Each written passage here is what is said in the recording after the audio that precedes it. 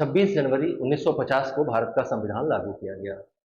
यह दुनिया का सबसे विस्तृत लिखित संविधान था, जिसको लिखने के लिए 1,45,000 शब्दों का प्रयोग किया गया। यह 395 अनुच्छेद, 22 भाग और 8 अनुसूचियों में बटा हुआ संविधान है। ये न केवल एक कानूनी दस्तावेज है, बल्कि भारत में रह रहे लोगों के मौलिक अधिकारों, लोकतांत्रिक मूल्यों और भारत में सामाजिक न्याय का प्रहरी भी है। सवाल यह है कि ये बना कैसे, बनने की प्रक्रिया क्या थी, कैसे संविधान सभा तक की स्थिति निर्मित हुई। तो अगर हमें संविधान बनने के मूलभूत सिद्धांतों में जाना हो, कहाँ से वो वैल्यूज डेवलप हुए कि हमें एक संविधान लिखने की आवश्यकता है, अगर इस पर हमें विचार करना हो तो हमें भारतीय राष्ट्रीय आंदोलन को समझने की जरूरत है। सामान्यतया भारतीय राष्ट्रीय आंदोलन को ऐसा समझा जाता है कि यह अंग्रेजों को भारत से बाहर निकालने के लिए लड़ा गया था, पर वास्तव में भारतीय राष्ट्रीय आंदोलन सिर्फ अंग्रेजों को भारत से बाहर निकालने के लिए नहीं लड़ा गया था, बल्कि भारत में आमूल परिवर्तन की लड़ाई थी। भारतीय राष्ट्रीय आंदोलन मौलिक अधिकारों की सुरक्षा, मौलिक अधिकारों को लागू किया जाना, वयस्क मताधिकार, अभिव्यक्ति की स्वतंत्रता, समानता, बंधुत्व, इन सारे तत्वों को भारतीय राष्ट्रीय आंदोलन ने समायोजित करने का प्रयास किया और अपनी हर लड़ाई में इसको सबसे ऊपर रखा। और इसी लड़ाई की चरम परिणति भारत की आजादी हुई। और भारत की आजादी के बाद जब भारत को शासित करने के लिए संविधान लिखा गया, तो इन सभी मूल्यों को उसमें जगह दी गई। बात शुरू होती है 18वीं शताब्दी से ही, जब भारत पर अंग्रेजी शासन की शुरुआत होती है, तो भारत में लिखित कानूनों को लागू किए जाने की व्यवस्था भी आती है। जैसे जैसे ब्रिटिश शासन अपनी जड़ें मजबूत करता है, वैसे वैसे ब्रिटिश शासन को समाप्त करने के लिए भारतीयों की प्रतिक्रिया भी अपनी जगह बनानी शुरू करती है। भारतीय राष्ट्रीय आंदोलन जैसे जैसे आगे बढ़ रहा है, वैसे वैसे वो अपने अंदर उन सारे मूल्यों को शामिल कर रहा है, जिन मूल्यों के आधार पर भारतीय संविधान को लिखे जाने की प्रक्रिया शुरू हुई। सबसे पहले 1895 में बाल गंगाधर तिलक के द्वारा संविधान सभा की मांग को रखा गया और कहा गया कि भारत को शासित करने के लिए भारतीयों द्वारा बनाए गए संविधान की आवश्यकता है। हालांकि उनकी इस मांग पर कोई विशेष बल नहीं दिया गया, इस मांग का अंग्रेजी हुकूमत पर कोई विशेष प्रभाव नहीं पड़ा। लेकिन धीरे धीरे करके मैंने बताया कि भारतीय राष्ट्रीय आंदोलन मजबूत होता गया और 20वीं शताब्दी के शुरुआती दशकों में, मतलब कि 1905 1906 में कई सारे आंदोलन खड़े हुए, जिसमें भारतीयों द्वारा निर्मित संविधान की मांग को आगे बढ़ाया गया। लेकिन ब्रिटिश हुकूमत लगातार इसको नकारती रही और ब्रिटिश पार्लियामेंट द्वारा बने हुए कानूनों को लागू करती रही, चाहे वो 1906 का स्वदेशी आंदोलन हो, चाहे 1916 का होम रूल लीग आंदोलन हो या असहयोग आंदोलन हो। इन सभी में मांग तो की गई, लेकिन ब्रिटिश हुकूमत ने इन मांगों को कोई विशेष रूप से आगे नहीं बढ़ाया। 1920 के दशक में भारत में संविधान बनाए जाने की मांग थोड़ा बढ़ी और इस बीच में भारतीयों के संवैधानिक सुधारों की मांग को देखते हुए 1927 में साइमन कमीशन का गठन किया गया और 1928 में साइमन कमीशन भारत आया। साइमन कमीशन में एक भी सदस्य भारतीय न होने के कारण से भारतीयों ने इसका विरोध किया और तत्कालीन ब्रिटिश हुकूमत ने भारतीयों को चैलेंज किया कि अगर आप हमारे द्वारा बनाए गए संविधान के साथ तादाद में नहीं बिठा पा रहे हैं, तो आप ही कोई एक संविधान बनाकर दे दीजिए जो भारत के सभी सामाजिक समुदायों को स्वीकार हो, भारत के सभी सामाजिक समूहों को स्वीकार हो। इस चैलेंज को स्वीकार करते हुए 1928 में एक सर्वदलीय समिति बनाई गई और इस ऑल पार्टी कमेटी के चेयरमैन थे मोतीलाल नेहरू। उन्हीं के नाम पर इसे नेहरू कमेटी कहा गया। 1928 में ही नेहरू कमेटी ने अपनी रिपोर्ट भी प्रस्तुत करी, लेकिन जैसा कि अंग्रेजों का मानना था कि ऐसी कोई संवैधानिक व्यवस्था भारत निर्मित नहीं कर सकता है जो भारत के सभी सामाजिक समुदायों को स्वीकार हो, बिल्कुल वैसा ही हुआ और भारत के कई सामाजिक समूहों ने 1928 की नेहरू रिपोर्ट का विरोध किया, जिसमें सबसे प्रमुख रूप से विरोध किया मुस्लिम लीग ने। और मुस्लिम लीग ने मुसलमानों के हितों को ध्यान में रखते हुए, खासतौर से मोहम्मद अली जिन्ना ने मुसलमानों को ध्यान में रखते हुए एक अलग से संविधान बनाया, एक अलग से अपनी रिपोर्ट प्रस्तुत की, जिसे जिन्ना की 14 सूत्रीय मांग कहा जाता है। नेहरू रिपोर्ट और जिन्ना की 14 सूत्रीय मांगों के बीच में कई अंतर विरोधी बातों को भी शामिल किया गया था, जो कि एक साथ स्वीकार किया जाना संभव नहीं था। इसी बात को आधार बनाते हुए ब्रिटिश हुकूमत ने जिन्ना की 14 सूत्रीय मांग को भी रिजेक्ट कर दिया और नेहरू कमेटी द्वारा प्रस्तुत की गई रिपोर्ट को भी नहीं स्वीकार किया। सहमति न बन पाने के चलते जो साइमन कमीशन की रिपोर्ट थी, उस पर एक राउंड टेबल कॉन्फ्रेंस बुलाए जाने का प्रयास किया गया। राउंड टेबल कॉन्फ्रेंसेस का भी उद्देश्य यही था कि कैसे हम भारतीयों को भारत के लिए जो विधि निर्माण की प्रक्रिया है उसमें हम कैसे शामिल करें। हालांकि आपस में इतना ज्यादा कंफ्यूजन था इंडियन ग्रुप्स में कि वहां पर भी कोई एक सहमति नहीं बन पाई, जिसके कारण से राउंड टेबल कॉन्फ्रेंसेस भी बहुत सक्सेसफुल नहीं रहे। परिणाम स्वरूप 1932 में कम्युनल अवार्ड आया। इन सारी असफलताओं को ध्यान में रखते हुए 1934 में सबसे पहली बार एम एन रॉय ने संविधान सभा की मांग उठाई और कहा कि एक संविधान सभा का गठन किया जाना चाहिए जो भारत के लिए संविधान निर्मित करे। हालांकि कांग्रेस ने अभी इस पर कुछ नहीं कहा, पर 1935 में कांग्रेस ने भी एक प्रस्ताव पारित करके संविधान सभा की मांग को बढ़ाया आगे। अंग्रेजी हुकूमत ने कांग्रेस या एम एन रॉय या मुस्लिम लीग, इन सभी की संविधान सभा के गठित किए जाने की मांग को ध्यान में रखते हुए और सेकेंड वर्ल्ड वॉर में इंडिया के पार्टिसिपेशन को पाने के लिए, इंडिया की भागीदारी को पाने के लिए 1940 में लॉर्ड लिलिथगो के माध्यम से एक प्रस्ताव रखा गया जिसका नाम रखा गया अगस्त प्रस्ताव। अगस्त प्रस्ताव में ब्रिटिश हुकूमत ने पहली बार भारतीयों के संविधान सभा की मांग को स्वीकार किया, लेकिन ये लागू नहीं हो पाया क्योंकि अगस्त प्रस्ताव को ना तो कांग्रेस ने स्वीकार किया न मुस्लिम लीग ने स्वीकार किया। युद्ध और गहरा होता गया और सेकेंड वर्ल्ड वॉर में शुरुआती चरण में मित्र राष्ट्रों की हार हो रही थी, जिसको ध्यान में रखते हुए मित्र राष्ट्रों पर यह दबाव था कि वो भारत को भी युद्ध में शामिल करें, खासतौर से उस स्थिति में जब जापान भी युद्ध में शामिल है। तो एशियाई मोर्चे पर भारत का महत्व बढ़ जाता है और इन्हीं सब बातों को ध्यान में रखते हुए 1942 में जो ब्रिटेन के तत्कालीन प्रधानमंत्री थे विंस्टन चर्चिल, इन्होंने उस समय के ब्रिटेन के एक वामपंथी नेता सर स्टेफर्ड क्रिप्स को भारत भेजा और कहा कि आप उनको संविधान सभा देकर युद्ध में शामिल होने के लिए तैयार करिए। स्टेफर्ड क्रिप्स ने जो प्रस्ताव रखा वो भारत के विभाजन से जुड़ा हुआ था, क्योंकि 1940 में मुस्लिम लीग विभाजन को 1940 से मुस्लिम लीग विभाजन की मांग कर रही थी। 1940 में मुस्लिम लीग ने पारित किया अपने अधिवेशन में। इसी बात को ध्यान में रखते हुए क्रिप्स ने कहा कि हम आपको एक संविधान सभा देंगे, यह संविधान सभा युद्ध के बाद दी जाएगी और यह संविधान सभा भारत के लिए एक संविधान बनाएगी, लेकिन अगर भारत के किसी भी समुदाय को यह संविधान मान्य नहीं होगा तो उसे अपना पृथक संविधान बनाने का अधिकार होगा। ये वास्तव में दबी जुबान से भारत के विभाजन को स्वीकार करने की बात है। मतलब स्टेफर्ड क्रिप्स ये कह रहा है कि मुसलमानों को अलग से संविधान बनाने का अधिकार दिया जाएगा।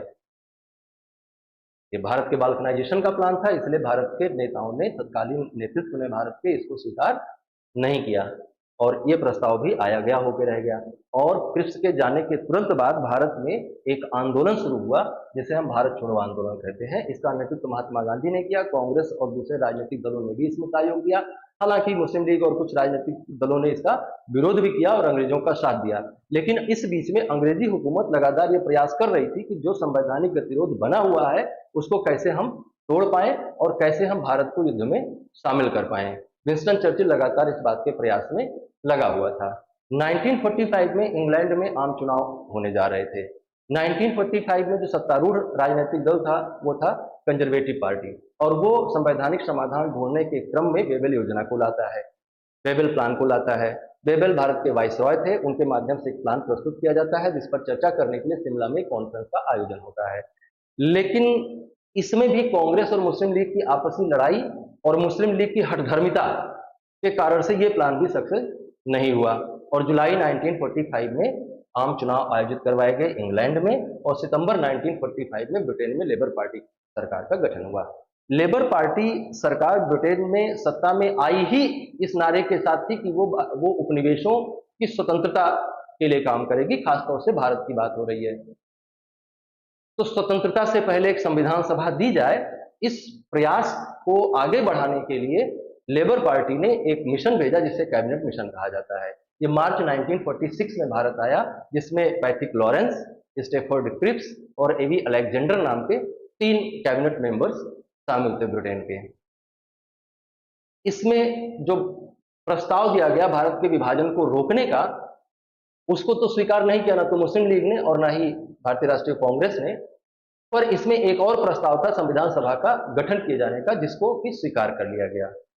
तो मतलब ये हुआ कहने का कि भारत में संविधान बनाने के लिए जिस संविधान सभा का गठन किया गया उसका प्रस्ताव लाया गया कैबिनेट मिशन के द्वारा और कैबिनेट मिशन ने प्रस्ताव दिया कि भारत में एक संविधान सभा बनाई जाए जो भारत के लिए संविधान का निर्माण करे। अब संविधान सभा के समक्ष संविधान सभा बनाए जाने के लिए सबसे पहली समस्या जो थी वो ये थी कि संविधान सभा का गठन इस तरह से किया जाना चाहिए जिससे वो भारत के सभी लोगों का प्रतिनिधित्व कर सके। तभी आप ये कह सकते हैं कि जो संविधान बनकर तैयार हुआ है ये भारतीयों की सामान्य इच्छा का परिणाम है। लेकिन भारत के सभी लोगों को संविधान निर्माण की प्रक्रिया में शामिल कर पाना एक बहुत बड़ा चैलेंज था। इस चैलेंज का सही समाधान क्या था? इस चैलेंज का सही समाधान था डायरेक्ट इलेक्शन। वयस्क मताधिकार के माध्यम से एक चुनाव करवाया जाए और सभी सदस्यों को सभी सदस्य वयस्क मताधिकार की प्रणाली के द्वारा चुनकर आए और इसमें प्रोपोर्शनल रिप्रेजेंटेशन को ध्यान में रखा जाए। ये प्रक्रिया टाइम टेकिंग थी और ब्रिटिश हुकूमत भारत को आजाद करने की जल्दबाजी में थी, क्योंकि भारत धीरे धीरे करके सिविल वॉर की ओर जा रहा था। तो वैसी सिचुएशन में अंग्रेज सिविल वॉर का जिम्मा अपने ऊपर नहीं लेना चाहता था और जल्दी से जल्दी भारत को छोड़कर भागने के फिराक में था। तो फिर संविधान सभा का गठन कैसे किया जाए? तो यह तय हुआ कि 1946 में प्रांतीय विधानसभाओं के जो चुनाव हुए हैं उन्हीं को जिम्मेदारी दे दी जाए संविधान सभा के चुनाव की। उन्हीं सदस्यों द्वारा एकल संक्रमणीय मत पद्धति का प्रयोग करके, सिंगल ट्रांसफरेबल वोटिंग सिस्टम को फॉलो करके प्रोपोर्शनल रिप्रेजेंटेशन के नियम का पालन किया जाए और एक संविधान सभा का गठन किया जाए। तो जो एकल संक्रमणीय मत पद्धति और आनुपातिक प्रतिनिधित्व की प्रणाली का प्रयोग करके संविधान सभा का निर्वाचन किया गया और इस तरह से 389 सदस्यों की एक संविधान सभा बनी, जिसमें 296 सदस्य जो थे वो ब्रिटिश भारतीय प्रांतों से आए थे और शेष जो 93 मेंबर्स थे इन्हें देशी रियासतों से नॉमिनेट किया गया था। हालांकि बाद में भारत के विभाजन के बाद संविधान सभा के सदस्यों की संख्या घटकर 299 रह गई, जिसमें से 229 सदस्य प्रांतीय विधानसभाओं द्वारा चुने गए थे और शेष बचे हुए 70 सदस्य नॉमिनेटेड थे बाय द प्रिंसिली स्टेट्स।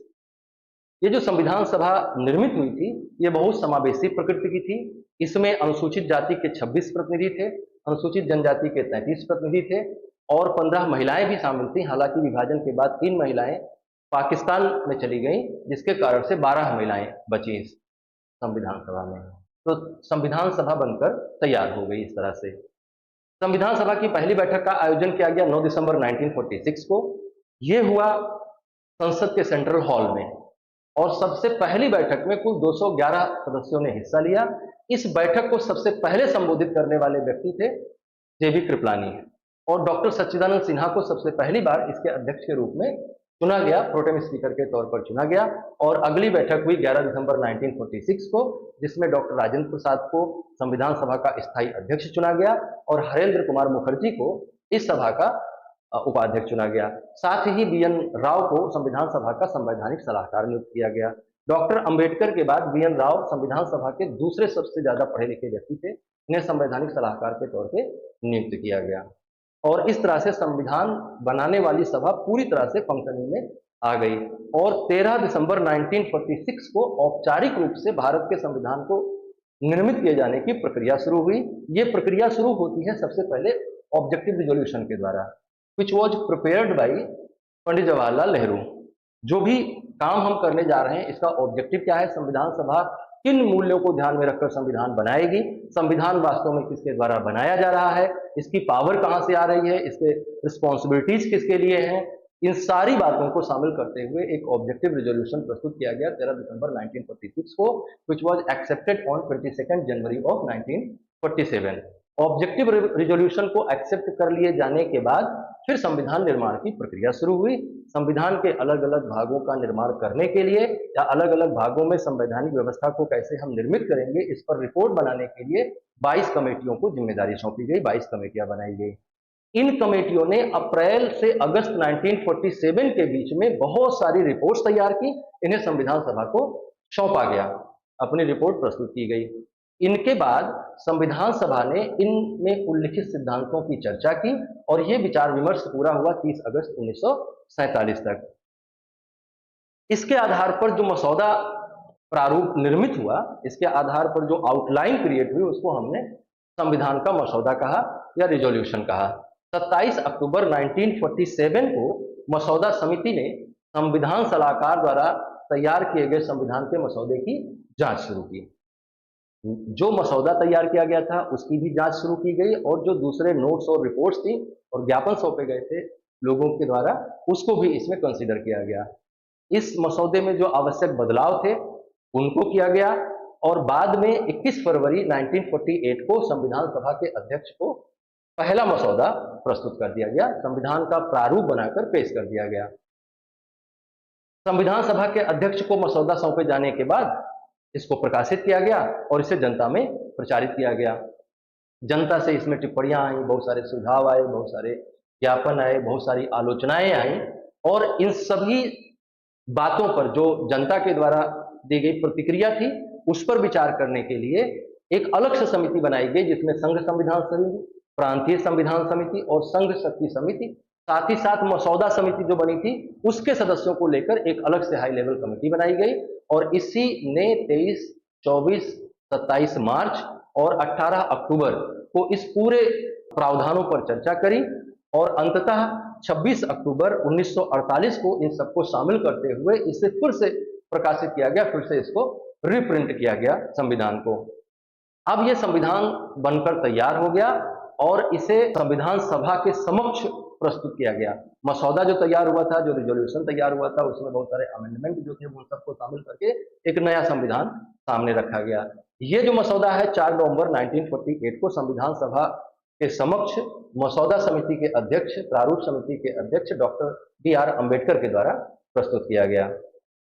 फरवरी 1948 में संविधान सभा के अध्यक्ष ने इसे प्रस्तुत किया और इनके अलावा जो और संविधान के स्टेक होल्डर्स थे, आम पब्लिक थी, इन सबसे जो प्राप्त टिप्पणियां और जांच के बाद जो उभरे हुए संशोधन थे उन सबको भी संविधान सभा के समक्ष प्रस्तुत किया गया और इस तरह से शुरू हुआ संविधान का पहला वाचन। 4 नवंबर से 9 नवंबर 1948 के बीच में संविधान के प्रारूप का प्रथम वाचन शुरू किया गया और इस दौरान सभा के सदस्यों ने संवैधानिक प्रारूप में कई संशोधनों का प्रस्ताव रखा। विभिन्न अनुच्छेदों पर या सभी अनुच्छेदों पर खंड दर खंड चर्चा की गई। इनमें से अधिकांश संशोधनों को स्वीकार कर लिया गया और इनको स्वीकार करते हुए दूसरे वाचन की तैयारी की गई, जो कि 15 नवंबर 1948 से 17 अक्टूबर 1949 के बीच में चला, मतलब कि लगभग 11 महीने चला और यह सबसे गहन चर्चा थी भारतीय संविधान पर। 17 अक्टूबर 1949 को यह समाप्त हुआ। इसमें भी अनुच्छेद दर अनुच्छेद चर्चा हुई। नागरिक अधिकार, धर्मनिरपेक्षता, भाषाई अधिकार, न्यायपालिका की स्वतंत्रता, मौलिक अधिकार, आरक्षण व्यवस्था, केंद्र राज्य संबंध, जो महत्वपूर्ण मुद्दे थे उन पर बहुत गहन चर्चा हुई और इसके बाद संविधान का एक नया प्रारूप 3 नवंबर 1949 को संविधान सभा के अध्यक्ष को सौंपा गया। इस पर पुनः चर्चा करने के लिए तीसरे वाचन के लिए 14 नवंबर से 26 नवंबर के बीच में संविधान सभा फिर से बैठी और अंतिम मसौदे का वाचन किया गया। अंतिम मसौदे पर चर्चा की गई और अंततः 26 नवंबर 1949 को संविधान सभा ने इसे पारित करके संविधान सभा के अध्यक्ष के समक्ष प्रस्तुत किया और उन्होंने इस पर अपना हस्ताक्षर करने के बाद इसे पुनः संविधान सभा को दिया कि आप लोग भी इस पर हस्ताक्षर करिए। और इसी तरह से 26 नवंबर 1949 को तीसरा वाचन समाप्त होने के बाद संविधान अंगीकृत, अधिनियमित और आत्मार्पित किया गया और अंतिम संस्करण जो तैयार हुआ संविधान सभा का, उस पर 24 जनवरी 1950 को संविधान सभा के सदस्यों ने हस्ताक्षर कर दिए और 26 जनवरी 1950 से यह संविधान लागू हो गया। जिस दिन संविधान सभा पर अंतिम हस्ताक्षर हुए उस दिन कुल 284 सदस्य संविधान सभा के यहाँ पर शामिल उपस्थित थे। 284 में से 283 सदस्यों ने संविधान सभा के पक्ष में मत दिया, जबकि एक सदस्य जिनका नाम डॉक्टर संपूर्णानंद था उन्होंने इसके विपक्ष में मत दिया। अकेले ऐसे सदस्य थे जिन्होंने संविधान के विपक्ष में मत दिया। इस संविधान को निर्मित करने के लिए कुल 11 सत्रों का आयोजन किया गया था, जिसमें 2 वर्ष 11 माह और 18 दिन लगे थे। इसको पूरा तैयार करने में लगभग 165 दिन की बैठकें हुई थी। 114 दिन तो केवल संविधान के मसौदे पर विचार विमर्श में व्यतीत हुए थे। इस संविधान को निर्मित करने में 63,96,729 रुपए खर्च हुए थे। 1,45,000 शब्दों का प्रयोग किया गया था। 395 अनुच्छेद शामिल किए गए थे। संविधान 22 भागों में बटा हुआ था। 8 अनुसूचियां भी इसमें शामिल थी। संविधान की मूल प्रति को हाथ से लिखा गया। इसको लिखने की जिम्मेदारी जो है वो एक मशहूर कैलियोग्राफिस्ट थे, प्रेम बिहारी नारायण रायजादा। उन्होंने इसको लिखने के लिए 6 महीने का समय लिया। हालांकि इसके लिए उन्होंने कोई मेहनताना नहीं लिया। इटैलिक शैली में 432 निबों का प्रयोग करके, जो कि इंग्लैंड से मंगाई गई थी, इसको लिखा गया और ये फाउंटेन पेन से न लिखकर निबों को स्याही में डुबोकर होल्डर के साथ लगाकर उनको लिखा गया। मूल संविधान की प्रति को अलंकृत करने की जिम्मेदारी नंदलाल बोस को सौंपी गई। नंदलाल बोस ने संविधान के 22 भागों को दर्शाने के लिए 22 चित्र बनाए और इस पूरे संविधान को अलंकृत करने में लगभग 4 साल का समय उन्हें लगा। जो संविधान की मूल प्रति है वो संसदीय पुस्तकालय में, संसदीय लाइब्रेरी में, पार्लियामेंट्री लाइब्रेरी में रखी हुई है, जिसे हीलियम से भरे एक विशेष बैग में रखा गया है और संविधान की मूल प्रति को फलालैन के कपड़े में लपेटकर नेफ्थलीन की गोलियों के साथ सुरक्षित रखा गया है। ये थी भारत में संविधान निर्माण की प्रक्रिया। अब प्रश्न ये है कि क्या डॉक्टर भीमराव अंबेडकर को ही हमें संविधान सभा के निर्माता के रूप में स्वीकार करना चाहिए, जैसा कि आम जन में स्वीकार किया जाता है? तो अगर हम डॉक्टर अंबेडकर को ही संविधान निर्माण की जिम्मेदारी दे देंगे तो बाकी के जो लोगों ने मेहनत करी थी उसके साथ अन्याय होगा। तो संविधान निर्माण की प्रक्रिया जटिल थी और ये किसी एक व्यक्ति के प्रयास का परिणाम नहीं था, बल्कि संपूर्ण भारत के प्रयासों का मिला-जुला परिणाम था। इसमें अगर हम किसी एक व्यक्ति को जिम्मेदारी देते हैं तो ये किसी ना किसी तरह से बेईमानी हो जाएगी। तो आप निर्णय करें कि वास्तव में संविधान का निर्माता कौन था। नमस्कार।